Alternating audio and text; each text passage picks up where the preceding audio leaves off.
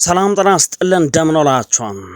የኢትዮጵያ ፌደራል ፖሊስ 5 ቲክቶከሮችን በቁጥጥር ስር አውሎ ምርመራ መጀመሩን ነው የገለጸው።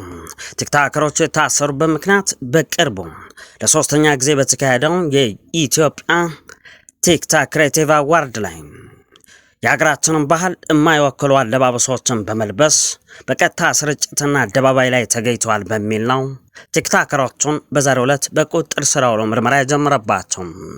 ምርመራ ከተጀመረባቸው ቲክቶከሮች መካከል ወንጌላዊት ገብረ እንድሪያስ በርሄ ወይም በቲክቶክ ስሟ ኤቫን፣ ሁለተኛው በረከት ጸጋኝ ጃፈር፣ ሶስተኛ መቅደም ደረጀ መንግስቱ፣ አራተኛ ግሩም ገዛኸኝ ቀጭኔ፣ አምስተኛ ዮሐንስ መኮንን ኃይለ ማርያም በቲክቶክ ስሙ ጃኒ ተብለው የሚጠሩ ቲክቶከሮች ላይ ነው የኢትዮጵያን ባህልና ወግ የማይወክሉ አለባበሶችን ለብሰው ወደ አደባባይ ወጥተዋል በሚል በቁጥጥር ስር አውሎ ምርመራ የጀመረባቸው።